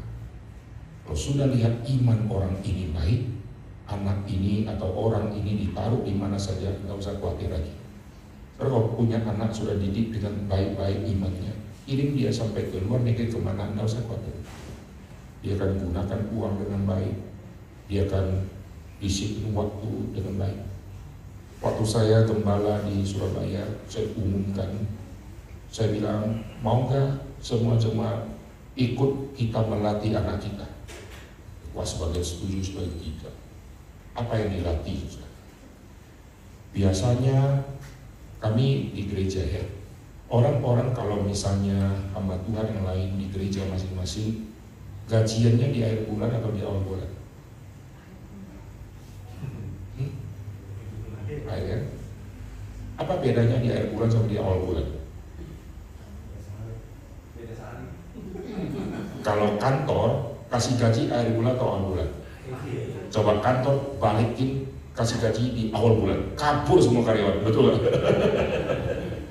Kami di Reform, Pak Tom pakai prinsip semua pendeta, semua staf gajinya di awal bulan. Kenapa? Karena prinsip firman anugerah mendahului respons. Jadi dapat gaji dulu, kita melayani di belakang. Bukan dari saya melayani, saya berhak terima gaji. Keselamatan diberikan dulu, baru anugerah pelayanan Tuhan kasih. Ya kami di depan. Nah, waktu kami di depan, kami yang harus menggunakan uang dengan baik-baik. Karena semua sudah dipegang tangan. Tinggal saya borosin atau tidak. Ini pengujian susah. Maka saya umumkan kepada jemaat sekarang. Kalian kasih anak saudara jajan, kasih harian atau mingguan atau bulanan. Ada yang bilang harian, ada yang mingguan, jangan bulanan. Saya bilang sekarang gini, kalian hitung per hari berapa, hitung 1 bulan, jangan hitung 25 hari, hitung saja 30 hari, lalu tambahkan dari semua total, tambahkan untuk dia. Dan kasih di awal bulan. Masa ini. Kalau 1 hari 25.000, kalikan 30 hari, lalu tambahkan lagi. Kenapa ditambahkan? Kasih di awal bulan. Dan ajari dia. Setelah kau dapat, kau sisihkan untuk perpuluhan. Sisanya kau atur sendiri. Saya umumkan hal itu, ada yang mau jalankan, ada yang tidak. Dan saya jalankan itu, dan anak saya sampai hari ini, saya kasih dia uang, nggak pernah saya khawatir. Kadang-kadang ada uang tau di meja, uang receh apa, nggak pernah mereka ambil diam-diam. Suami sama istri, karena istri bisa ambil punya suami. Maka suami sudah hitung 1 lembar, 2 lembar, 3 lembar dulu. Karena ada pickpocket, si istri cepat hilang. Cepat saya hilang. Anak kalau sudah dilatih seperti itu, nggak usah khawatir. Anak saya ada satu yang paling besar itu di Taiwan. Kalau NT lagi turun, saya beli banyak, taruh di rekening dia. Nggak usah saya cek, kirim laporan audit. Lu pakai itu apa? Nggak usah. Dia buat catatan sendiri. Kalau dia perlu, dia pinjam, dia catat. Saya pinjam musuh, nanti saya balikin. Lalu dia kerja, dia di restoran, dia kerja, dia catat semua. Saya nggak usah pusing setiap hari monitor mana uang. Lu tadi di foto ada baju baru, lu pakai uang siapa? Uang siapa? Mati muda kita di Indonesia sudah ngurusin dia punya baju nanti. Akhirnya kasih dia kebebasan. Semua anak saya begitu. Begitu saya sudah kasih kepada mereka, nanti mereka atur sendiri, mereka susun, mereka bagi-bagi di kamar, mereka bagi ini untuk mencecer, ini untuk hapusan, ini. Setelah saya lihat seperti itu, bukan hanya saya membatasi, saya biarkan mereka, tapi kalau beli apa-apa selalu saya berikan lagi untuk mereka. Nah, latih mereka di keuangan, karena ini kuncinya. Setelah lihat dalam kitab Lukas, setia pada perkara kecil, ini diambil tema uang. Sebelum kalimat itu bicara mamon, setelah kalimat itu bicara mamon. Uji orang lihat uang. Mama saya orang kampung nih, sampai hari ini dia umur 85 ya, masih bisa ke Bromo, masih bisa main pingpong nih. Cara dia uji, dulu kami kecil kami nggak paham, tapi itu bijaksana yang ajaib. Kalau ada pembantu yang baru dia rekrut, dia selalu suruh bersihkan kamar. Lalu mama saya sudah masukkan 5.000 di bantal, nanti 3.000 di guling, lalu dimasukkan di laci, dia sudah taruh umpan terus. Lalu dia biarkan pembantu bersihkan. Setelah bersihkan, mama saya masuk, dia lihat ada uang yang hilang, langsung dipecat. Karena kalau dia sudah tidak setia kepada uang itu, nanti dia akan maling pepaya di kulkas gitu ya, ikan teri gitu ya, paha ayam, bawang merah, apa saja dia maling nanti sama dia, langsung dihentikan. Kenapa?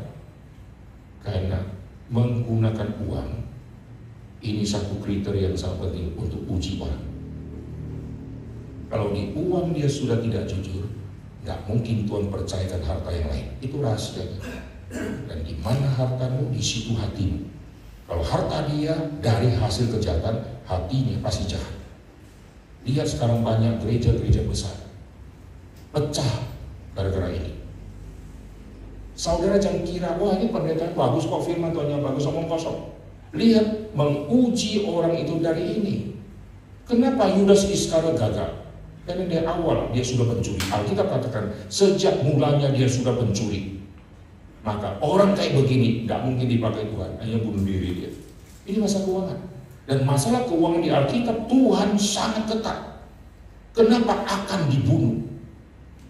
Karena mengambil barang yang Tuhan khususkan, dia ambil emas. Itu kalau dirupiahkan sudah berapa itu? Tuhan tidak main-main sama yang curang-curang di keuangan. Akan dibunuh. Di Perjanjian Baru, Anania Safira dimatikan. Sudah jual hasil tanah, dia ambil sebagian. Itu uang, kekayaan. Tuhan bunuh dua-duanya. Lalu hamba Tuhan yang dipakai Tuhan, lihat ciri-cirinya. Petrus berkata, emas dan perak aku tidak punya. Artinya, hidup dia tidak terikat oleh benda itu. Sekarang pendeta tidak berani ngomong, emas dan perak aku tidak punya. Berangkas yang ada, gitu ya. Di berangkas yang banyak, sekarang nggak pegang.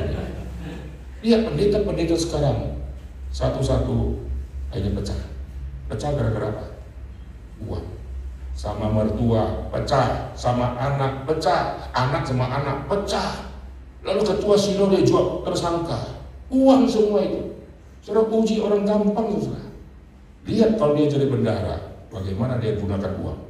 Lihat hamba Tuhan, kasih berkat kepada dia. Lihat bagaimana dia gunakan uang. Dari situ kita bisa lihat, orang ini kalau salah gunakan uang, dikasih kesempatan apapun, nanti pasti rusak. Oke, sekarang kita kembali ya. Kita didik anak, didik istri, didik suami, semua sama. Istri juga sama. Istri yang bermental, suka ambil uang dari dompet suami. Wah, itu maling di dalam rumah itu. Lalu ada anak yang suka curi-curi makanan di kulkas. Meskipun ini punya mama, dia curi, ambil, dia ambil. Sudah ambil nggak ngaku. Woi, nanti setelah dia besar, dia curi yang lebih berharga lagi. Nah, sekarang kita kembali ya. Kalau iman ini sudah beres, gereja Tuhan pakai, ada kebangunan rohani, ada pertobatan yang sejati, nanti waktu konseling gampang. Kita konseling habis waktu karena orang yang kita konseling nggak ngerti-ngerti. Nangis nggak habis-habis. Pokoknya engkangguan itu loh. Kenapa anak saya diambil? Nggak bisa. Jelasin kayak apa? Nggak bisa. Jadi kalau menurut kamu Tuhan harus lakukan apa? Tuhan balikin anak saya. Oke, kalau Tuhan balikin anak, ibu mau ngapain? Jangan jaga dia lebih baik. Setelah jaga, emangnya dia nggak mati lagi? Suatu masih mati kan? Pokoknya dia mau menjadi penasihat daripada Tuhan dan tidak mau yang Tuhan lakukan berbeda dengan pikiran dia. Nah, ini yang terjadi. Nah, kita kalau sebagai anak Tuhan, kita belajar firman baik-baik. Memang belajar firman ini perlu tahapan. Terus dengar. Nggak bisa satu kali dengar firman langsung semua kita beres. Nggak bisa. Harus terus. Karena ini makanan rohani. Kenapa anak itu makan satu kali tidak langsung besar dia? Harus makan terus sampai bertahun-tahun, berbulan badannya jadi besar. Karena yang disebut makanan harus rutin. Firman Tuhan ini makanan. Alkitab apa istilah? Makanan keras. Pakai istilah makanan. Yang disebut makanan yang mesti rutin. Yang disebut minuman rohani yang mesti rutin. Tak bisa kita berhenti. Begitu kita berhenti, pasti ada penyakit yang muncul. Anak kita berkata, "Ma, saya sudah 4 hari nggak makan dan nggak minum, Ma." Mama bilang, "Hebat kau, sekali kau gitu."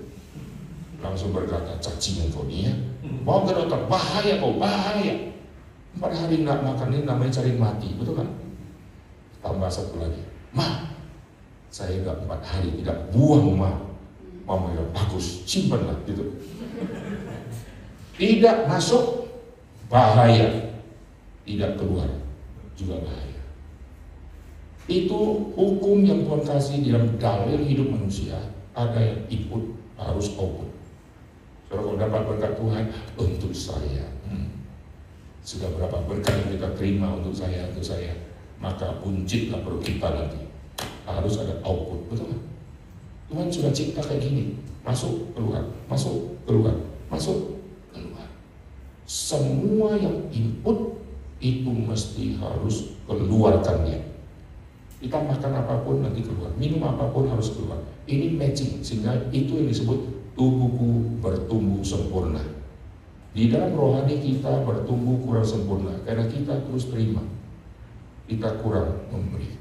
Waktu kita sudah memberi, kita rasa kehilangan. Padahal waktu kita beri, yang kita punya juga bukan punya kita. Dulu waktu saya kecil ya, saya tulis kalimat di uang. Nama saya Eker misalnya ya. Lalu setelah tulis, mulai uang itu saya jajankan, dan setelah itu sampai hari ini nggak pernah uang itu kembali lagi. Coba ya nanti tulis ya. Shalom, nama saya Ucap. Coba beli permen dari Pak Cok, tunggulah kapan uang itu balik lagi ke saya? Nggak pernah lagi. Artinya berkat yang saya terima ini one way keluar. Sudah di saya harus salurkan. Sudah salurkan, nanti orang lain yang akan ambil. Lalu dia pakai, terus dia pakai lagi, sampai akhirnya uang itu mungkin sudah rusak atau hilang, maka nggak ada lagi. Itu artinya keluar susah. Semua mata air di gunung, dia one way terus sebarkan ke bawah. Kalau dia sumbernya adalah sumber air atau mata air, nggak usah takut habis air. Amin. Kita bukan sumber, tetapi kita disuplai oleh sumber, maka nggak mungkin habis. Waktu Tuhan mau kasih kita, Tuhan lihat, lu sudah kosong belum? Oh belum Tuhan, yang kemarin saya masih simpen semua. Pak Tom pernah kasih ilustrasi ya, waktu gelas ini sudah penuh, maka kalau saya isi air lagi, air itu akan tumpah semua. Maka gelas yang penuh harus saya kosongkan, baru bisa isi air yang baru. Kalau gelas ini tidak pernah isi lagi yang baru karena penuh, maka pasti berlumut, gak segar lagi. Semua berkat yang Tuhan kasih kepada kita, ingat ini sementara, lalu harus bagikan. Waktu sudah bagikan, sudah pergi dari kita, jangan anggap saya berkurang. Tuhan, semua ini titipan dari Tuhan untuk saya salurkan. Setelah saya salurkan, Tuhan kasih lagi. Tuhan tahu saya adalah Allah Tuhan untuk menyalurkan berkat Tuhan, maka Tuhan pasti terus berkati. Kalau kita sudah dapat, kita simpan, Tuhan tidak akan kasih lagi. Kenapa banyak yayasan misi Korea menyetop dukungan kepada Indonesia? Di yayasan-yayasan yang dulu didukung semua sudah di stop, karena dia tahu begitu dana sudah tiba ke mereka, ada yang ambil dan tidak salurkan, maka mereka marah, mereka stop semua, dan akhirnya banyak yang tutup. Kalau kita sudah terima, kita salurkan, maka lancar semua metabolisme. Tapi kalimat ini teorinya gampang, lakukannya setengah mati, betul kan? Nah ini namanya ujian. Kenapa lakukan setengah mati? Karena kita masih merasa ini milikku. Nggak ada yang kita miliki kok. Coba, apa yang kita miliki? Yang betul-betul hasil dari kita, kasih tahu. Nggak ada. Coba kasih tahu. Ini baju milikku, enggak, ini buatan orang lain. Cuma saya pakai uang untuk beli. Lalu uang yang saya pakai, uang itu dari mana? Uang itu berkat dari Tuhan, semua dari Tuhan. Dia bisa buat baju, dia juga dapat berkat kepintaran dari Tuhan untuk buat baju. Kenapa bisa buat baju? Karena Tuhan ada materi baju itu. Kalau bumi tidak ada materi bahan-bahan itu dibuat, maka nggak mungkin ada cincin, nggak mungkin ada seng, nggak mungkin ada besi, nggak mungkin akan ada kaca. Kalau seluruh bumi dikorek, nggak pernah ada material seperti itu. Kita nggak pernah lihat kaca, kita nggak pernah lihat ada meja, karena meja materinya ada pohon. Kalau Tuhan nggak pernah cipta pohon, kita makan duduk di lantai semua. Lantai pun kalau Tuhan tidak cipta ada daratan, kita ngambang juga. Makannya ngambang-ngambang gitu ya. Ini semua dari Tuhan, nggak ada yang kita miliki. Saya waktu kebaktian kedukaan, saya lihat hari terakhir peti mau ditutup, saya melihat orang meninggal dipakaikan jas. Jas pun dia nggak bisa pakai sendiri, dipakaikan dasi pun nggak bisa pakai, sisir pun nggak bisa sisir sendiri. Ada nggak orang mati sisir sendiri, ikat dulu mati semua? Nggak ada, semua dikerjakan oleh orang lain. Lalu saya berkata, saya kuat, saya hebat, saya punya ini, punya itu. Nggak ada. Kita mandi pun dimandikan, lalu baju-baju lama dimasukkan ke peti, lalu nanti dibakar. Atau sudah dibakar, yang jadi milikku itu apa? Nggak ada. Lalu harta benda yang ditinggal di bumi dihabisi oleh anak, dihabisi oleh orang lain, dan 100 tahun kemudian semua ludes. Maka sekarang kita sebagai orang anak Tuhan, kita terima semua. Kalau Tuhan kasih berkat, aduh, ini tugas saya mau salurkan. Kalau hari ini Tuhan belum kasih berkat, ada salah apa di saya? Apakah saya bekerja Tuhan yang kurang jujur, sehingga Tuhan sudah tidak memberikan saya kesempatan untuk menyalurkan? Kalau Tuhan terus kasih kepada saya karena Tuhan percayakan kepada saya, maka banyak orang, makin banyak akan dapat berkat. Amin. Terakhir ya, dulu saya baca satu renungan, dia kasih ilustrasi. Saya terharu ilustrasi itu. Ada satu petani, dia pergi ke hutan, dan dia lihat ada satu tangkai yang tinggi sekali, itu yang dia incar. Itu adalah pohon bambu. Pohon bambu itu ada satu batang bambu yang tinggi. Dia ambil itu, dia potong dari bawah, dia tumbangi.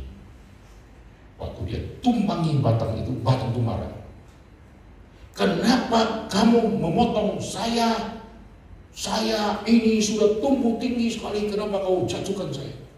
Petani diam, gak banyak ngomong. Lalu petani mulai bersihkan dia punya bulu-bulu yang gatal-gatal itu. Wah, bambu ngamuk lagi. Mengapa pertananku kok dihabisi semua? Ini pertananku, kalau ada penyerang datang, dia kena bulu gatal, dia akan gatal dan dia pergi. Si petani diam. Lalu ranting-rantingnya dipotong. Wah, dia ngamuk lagi. Kau sudah jatuhkan saya punya batang, bulu gatal-gatal kau sudah buang. Sekarang ranting-ranting kecil-kecil semua kau habisi. Saya sisa satu batang polos. Dia ngamuk, saudara. Petani ngamuk-ngamuk. Bambunya ngamuk-ngamuk, petaninya diam. Lalu petani sampai golok, dia belah. Wah, bambunya sakit luar biasa, dia marah, habislah sudah. Lalu sudah hancurkan semua saya punya daun, hancurkan semua, kau belah saya lagi. Petani diam. Lalu semua ruas-ruasnya itu dikorek sama si petani, dihancurkan, dibersihkan. Setelah itu petani geret dia. Wah, dia ngamuk lagi. Wah, sobek-sobeklah badan saya. Petani diam. Setelah itu petani bawa menuju ke sawah. Petani jadikan pengaliran air untuk ke sawah. Apa maksud cerita itu? Cerita itu adalah kesombongan dari bambu itu yang punya alat pertahanan diri, yang selalu memikirkan diri sendiri yang paling hebat. Akhirnya dihancurkan semua, lalu dibuang semua kesombongannya. Sekarang dia ada di lantai dan dia menghidupkan satu kampung orang di sana karena sawahnya dapat air. Untuk dapat air yang ngalir dari gunung, maka bambu harus ditebang. Untuk seluruh sawah bisa hidup dan kampung itu bisa hidup, maka bulu harus dihabisi, ranting dihabisi, semua ruas harus dihabisi. Barulah satu kampung jadi berkat. Sekarang kita mau jadi berkat bagi banyak orang, sendiri tidak pernah mau dihabisi oleh Tuhan. Tidak mau dibersihkan, tidak mau disakiti, maunya enak-enak melayani, tidak bisa juga. Kalau pelayanan adalah sedikit sakit sedikit, mulai ngamuk-ngamuk sama Tuhan, mana bisa jadi berkat bagi banyak orang. Makin kita jadi berkat bagi banyak orang, maka makin susah hidup kita, pasti. Saudara kalau punya satu anak, saudara masaknya gampang, ceplok satu telur selesai. Saudara kalau punya anak 25, otak aku sih kepala, saudara ya. Saudara punya satu panti asuhan, anak pantinya 250, lebih pusing kepala. Saudara mau jadi berkat kepada banyak umat Tuhan, lalu sendiri tidak mau susah, tidak bisa. Musa kenapa begitu susah? Karena jadi berkat untuk 2 juta orang. Daud kenapa susah? Karena menjadi pemimpin dari semua bangsa Israel tegar tengkuk. Untuk jadi berkat besar sendiri harus susah, pasti. Nggak ada saya jadi berkat besar tapi sendiri tenang-tenang, enak-enak. Nggak ada itu, saudara. Papa dan mama mau menghidupkan 18 anak, papa dan mama harus kerja siang dan malam banting tulang karena mau hidupkan 18. Tapi kalau hidupkan satu, maka lebih ringan. Saudara mau jadi berkat bagi banyak orang? Mau ya? Mau susah? Ini aku, utuslah dia, gitu kan? Langsung lari semua kalau sudah bicara susah ya. Maka tidak heran kita lihat gereja kurang bekerja. Karena melayani Tuhan kan susah, maka pekerja selalu kurang. Orangnya itu aja. Coba lihat satu kepanitiaan, nanti yang kerja itu aja. Yang lain kemana? Yang mau susah. Katanya mau jadi berkat, tapi nggak mau susah. Kalau sudah kehabisan berkat, minta Tuhan kasih berkat, tapi lah ini nggak mau, nggak fair. Maka mulai hari ini apapun yang kita terima, baik berkatkah, baik sesuatu tanda petik malah petakkah, tenang saja. Karena ini semua milik Tuhan. Tuhan memberi, Tuhan mengambil. Wah, ini doktrin Ayub, doktrin Allah yang sangat jitu sejak zaman purbakala. Ayub dipercaya hidup antara zaman setelah Erbah sampai kepada zaman Abraham. Dia hidup di tengah-tengah zaman ini. Dia orang kuno. Maka dalam kitab Ayub tidak ada kata Taurat. Kalau dia hidup setelah zaman Musa, pasti keluar kata Taurat, keluar kata hukum Tuhan, keluar kata gunung Sinai, keluar kata bangsa Israel, keluar semua bahasa-bahasa padang gurun. Tapi tidak ada kata itu karena bangsa Israel belum ada. Jadi bahasanya masih kuno, bahasa penciptaan, bahasa binatang. Itu orang kuno dia. Dan orang kuno ini iman dia, doktrin Allahnya sangat jitu. Tuhan memberi, Tuhan mengambil. Kalau orang sekarang, kalau Tuhan yang baik, Tuhan memberi. Tuhan kasih 100 kali lipat. Kalau minus 100 kali lipat, setan. Kan? Ayub bilang Tuhan beri, Tuhan ambil. Dalam hal ini Ayub tidak berdosa dengan perkataannya. Bagi doktrin Allahnya 100. Maukah engkau menerima yang baik dari Allah, yang buruk tidak mau? Doktrin ini kalau kita pahami dengan baik-baik, langsung menghantam semua doktrin teologi sukses. Teologi sukses berkata, Tuhan gak mungkin kasih kita yang buruk. Mana mungkin kita dikasih ular kalau kita minta ikan. Kita minta roti kok dikasih batu. Bukan Tuhan itu. Papa kita saya nggak mau lakukan hal itu. Masa Tuhan kita lakukan hal itu? Tuhan kita baik kan? Tuhan memberkati saya dan seterusnya. Ayub bilang tidak. Maukah kau terima yang baik dari Tuhan? Yang buruk kau tidak mau?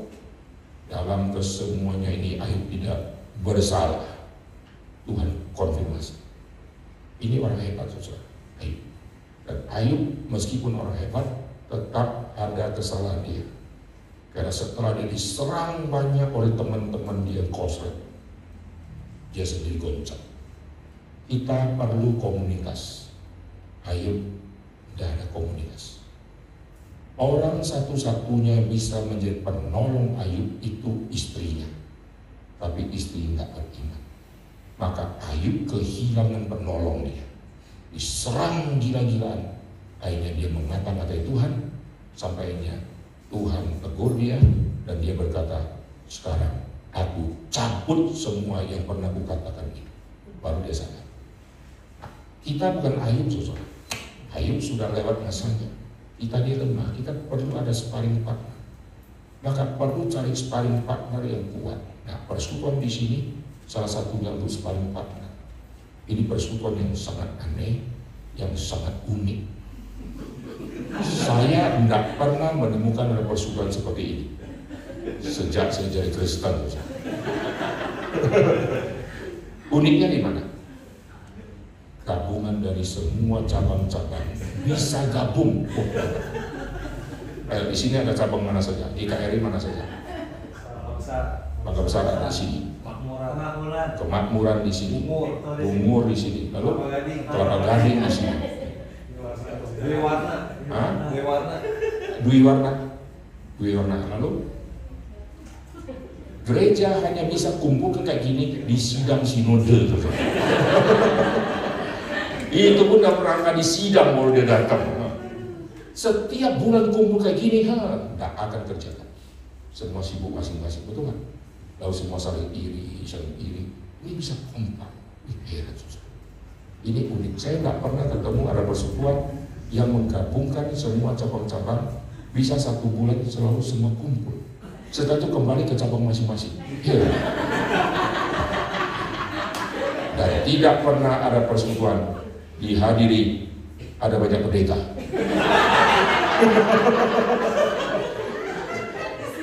Kalau kebaktian minggu oke lah. Ini ada 4 pendeta ya. 5 pendeta. Itu pastikan. Kayaknya kita harus buat sinode baru. Sudah memenuhi syarat ya. Nggak ada persekutuan 5 pendeta mau datang. Biasa pendeta, wis, bukan level saya, bukan level saya. Level pendeta, tidak di persekutuan. Saya dunia kebaktian umum, gitu.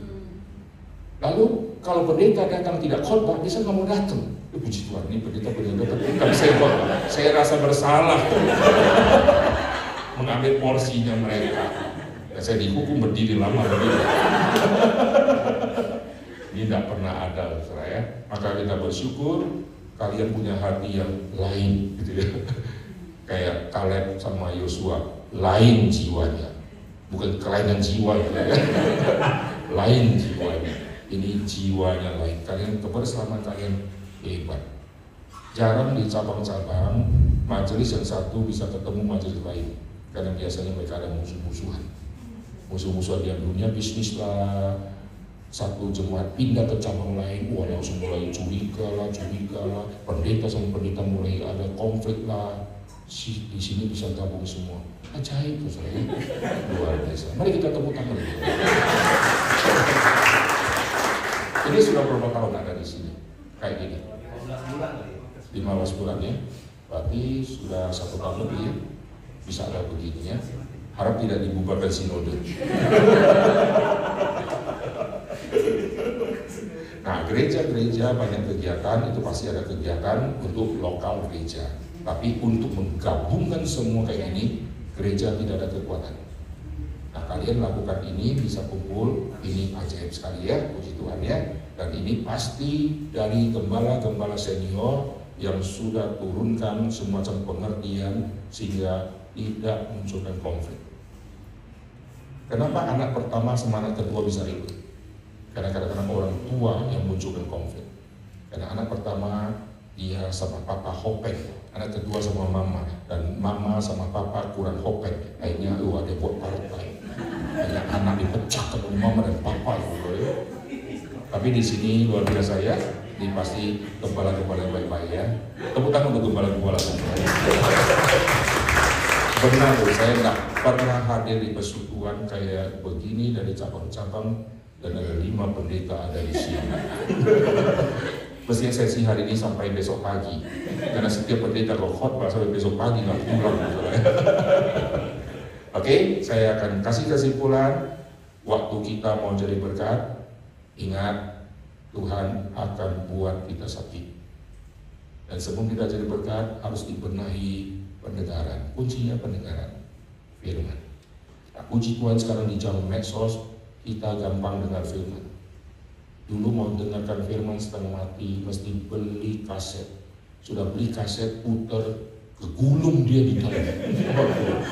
Kayak mie goreng di dalam dia. Beli CD mahal. Sudah pakai CD kena baret, akhirnya nggak bisa dengar lagi. Sekarang semua orang bisa play karena ada di jempol. Tinggal klik. Mau play atau tidak saja. Ada yang play sebentar scroll. Sayang, banyak khotbah-khotbah bermutu ada di dunia medsos. Maka sekarang kita bantuan juga gampang. Dulu kalau pindah rumah, bikin buku pusing kepala. Sekarang semua komentari bisa kita browsing. Dalam waktu singkat kita bisa baca bahasa aslinya. Nggak usah pegang satu buku, semua sudah ada di sini. Gampang sekali. Lalu kita mau dengar pendeta sana yang khotbah bagaimana, nggak usah tunggu sampai nanti dia buat CD-nya kirim ke kita. Begitu dia live kan langsung seluruh dunia bisa lihat. Maka gereja-gereja harus aktifkan dunia medsos. Amin. Ini dunia medsos, dunia yang sangat-sangat Tuhan pakai di zaman sekarang. Dari dulu kita berkata biar Injil tersebar sampai ke ujung bumi. Cara ke ujung bumi kita harus pergi kan. Kapan kita bisa pergi ke sana kalau sana nggak ada jalan kaki, nggak ada jalan. Handphone sudah tiba di sana. Sekarang semua pelosok-pelosok jauh sudah ada sinyal telepon. Dan anak-anak di gunung sudah pakai handphone dan sudah bisa WA, sudah bisa buka YouTube. Zaman dulu dia kalau lihat foto-foto di handphone dia heran. Kok wajahnya ada di benda kecil? Dia heran juga. Kita rekam video, dia lebih heran lagi, kampungan dia. Sekarang nggak ada yang kampung-kampungan lagi, karena semua sudah pegang. Dan tinggal dia klik, pulsa juga jadi murah, dia bisa ke tempat wifi, dia download, sudah download dia bisa dengar. Maka semua khotbah akan didengar dengan cepat sekali. Semua pelayanan bisa dilihat dan semua orang akan tahu. Puji Tuhan ya. Nah ini dunia yang Tuhan izinkan, dengan cepat Injil akan tersebar. Saya mulai semua ini dari sejak saya pertama kali khotbah. Pertama kali saya kuliah teologi, lalu pertama kali khotbah, saya sudah rekam khotbah saya. Karena saya sudah lihat suatu saat khotbah ini harus didengar oleh orang lain. Dan saya terus simpan khotbah itu, sekarang pasti sudah rusak-rusak. Karena dari zaman MP2, zaman jadul-jadul, masih pakai dropbox itu loh zaman dahulu, masih pakai zaman BlackBerry yang fotonya buram-buram. Saya pakai semua sampai ke MP3, MP4, MP5 semua saya pakai. Lagi rekaman kaset, saya punya rekaman kaset banyak sekali, mini DV itu banyak sekali. Sampai hari ini saya masih simpan. Ada yang sudah tidak bisa baca. Sampai ganti handycam, lalu pakai ini, rekam semua, rekam dari awal saya rekam.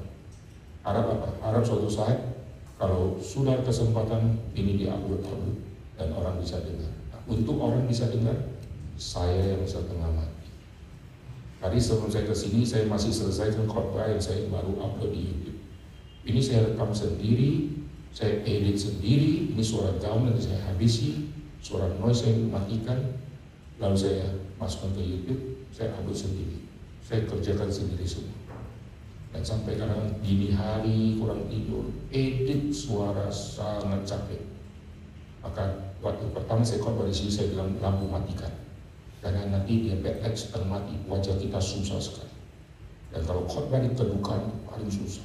Apalagi kalau di Surabaya, di Adijasa kalau dia hanya pakai kain, kiri kain, kanan kain, sana aku mau, sini kita baru mau doa. Di belakang ada yang teriak-teriak lagi, di depan tong ting teng tong mobil plat B, silakan dipindah, masuk semua. Waduh itu bersikap itu setengah mati. Maka kadang-kadang ada suara yang jadi rusak karena kita rekaman kurang bagus. Maka saya terus upgrade, ganti. Bulan lalu ini tripodnya goyang-goyang sih, muka saya di kamera sisa segini sudah ganti. Lalu ini mic ini sudah yang terbaru, ini kualitas yang bagus punya, semua ganti yang bagus. Kenapa?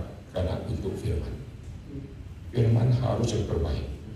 Karena suara dia harus dengar dengan baik dan tidak boleh ada noise, sehingga orang dengarnya bisa enak. Kenapa kita nonton film Hollywood 3 jam nggak rasa lama? Karena suaranya bening, nggak ada kesalahan. Saya kalau nonton film-film kayak gitu, saya coba cari kesalahan suara yang tidak perlu kami masuk, nggak ada. Mereka begitu detail, maka kita nonton tidak terasa sudah habis waktu. Coba kalau kita nonton suara, ada pabrik lah, ada mesin giling, begitu dengar kuping sudah gatal, pasti scroll, pasti ganti. Maka sound harus pakai yang baik-baik, rekaman harus pakai yang paling tajam, karena itu tantangan di masa depan. Dulu rekaman kualitas 720, sekarang jadi buram. TV kalau acara TV kalau belum digital pecah ya. Nanti di zaman mendatang kalau ukuran rekaman 720 semua pecah, minimal harus 1080. Nanti 50 tahun kemudian 1080 sudah ditinggalkan, sudah minimal 2K atau 4K.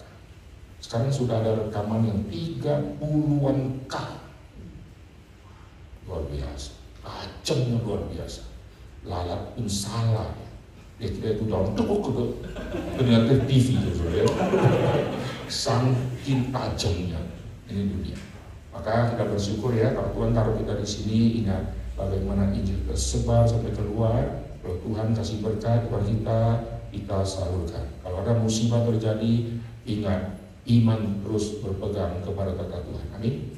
Barulah kita akan menafsir hidup secara benar. Mari kita berdoa.